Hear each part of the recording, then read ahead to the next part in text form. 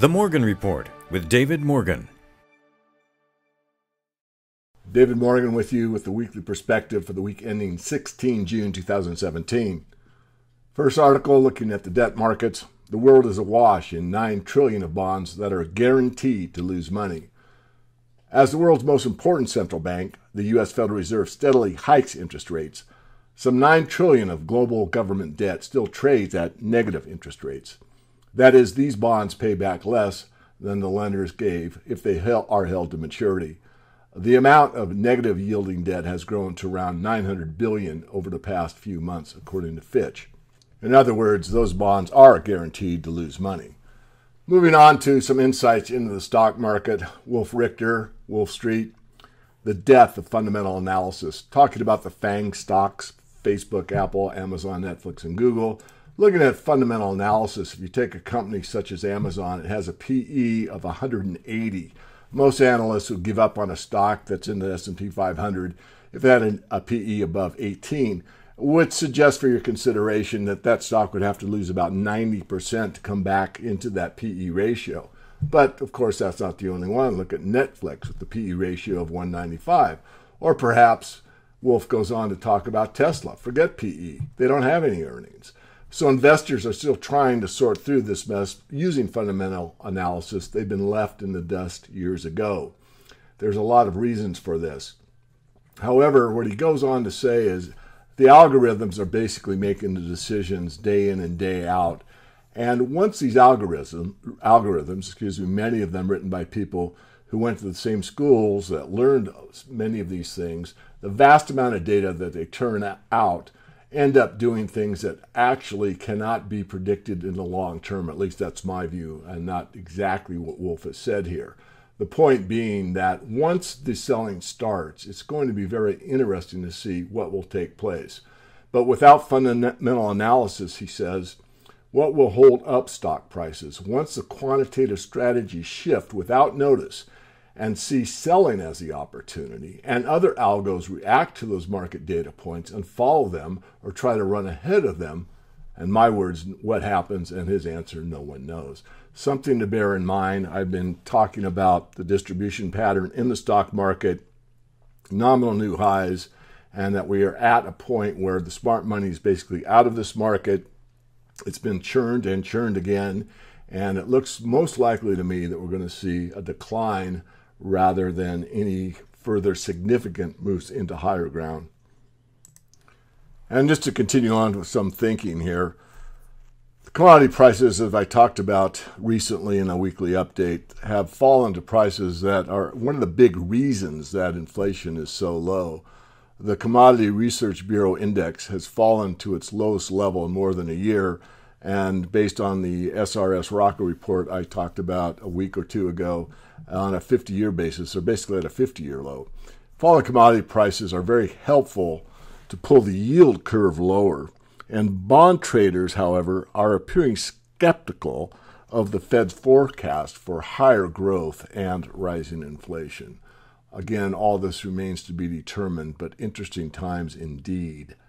And another Charles Hughes Smith, excellent article. When the system thwarts sincere, hardworking people, the system has failed. One of the most painfully visible symptoms of profound failure is the way our system now thwart and frustrate sincere, hardworking people who labor within them.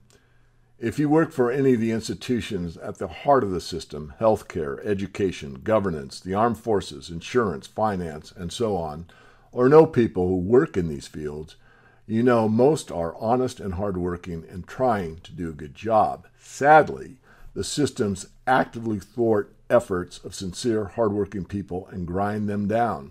This is true not just of employees in the lower echelons, it's especially true of top administrators.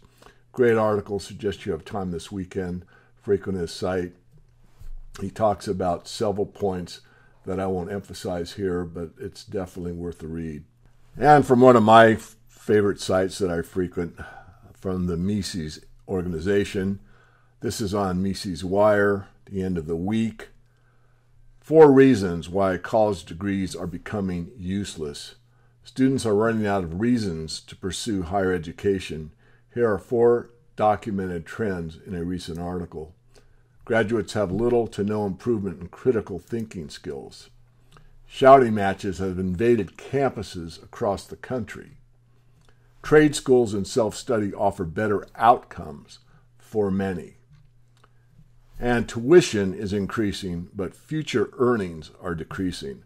Great article. If you are thinking of going to college, I highly recommend that you not only read this article, read it a couple times, study it, and make your own decision as to what you want to do in your future. And finally, like I do every week, I talk about the precious metals. And this week, I'm going to do something a bit different. Rather than talk about gold and silver, which I'll do right now very briefly, they are range-bound in a trend. And basically, they're maintaining that trend. I think they have a little bit lower to go, probably hit the bottom of the trend and start moving back up. Whether or not they'll break free or not remains to be determined. But I want to talk about this week is something that very few follow. I actually put this out for our readership or the TMR people some time ago about my favorite of the four is really Palladium and has been for a couple of years now. And we made an offer to our members for Palladium storage. But regardless of that, here's the article from Safe Haven, a great site. I used to write and post there quite a bit, but since about 2011, I basically do audio and video. I haven't done a lot of writing in the public domain. The article is Palladium blows the whistle on the London's metal market. And what this article talks about is what the transparent Palladium holdings are, and they have dropped substantially over the last year from basically 800 million to about 400 million. So they basically dropped in half. And anyone that follows this market, which is very few, during that same time frame, the price has gone roughly from 500 per ounce to just about 900 per ounce. But the point of the article is that during this past week, June 5th to June 9th, and I know I'm doing this on the 16th, as I said at the beginning, we have seen a notable Palladium lease rate shock in London.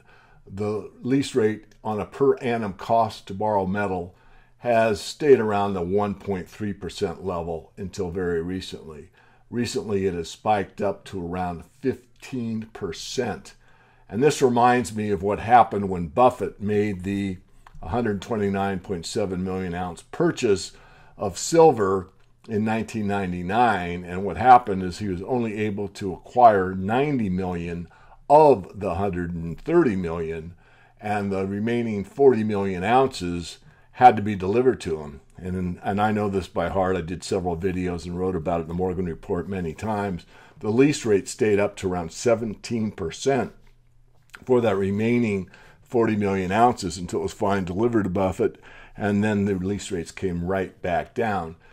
So what this is showing is the visibility that Palladium gives to the suppression of global precious metals prices in the London market from its issuing and trading unallocated paper contracts may well result in a cascade of higher precious metals prices, with platinum, silver, and gold breaking to higher prices, as well as investors and industrial users alike come to realize that London unallocated paper contracts are not metal. I won't read the whole article to you, but it's quite fascinating. We saw this happen once before in the palladium market, where it went from basically $200 an ounce to $1,100 an ounce. I think that was 1996. You can check me on that. So that'll be a wrap for this week's weekly perspective, and I'll be back with you next week.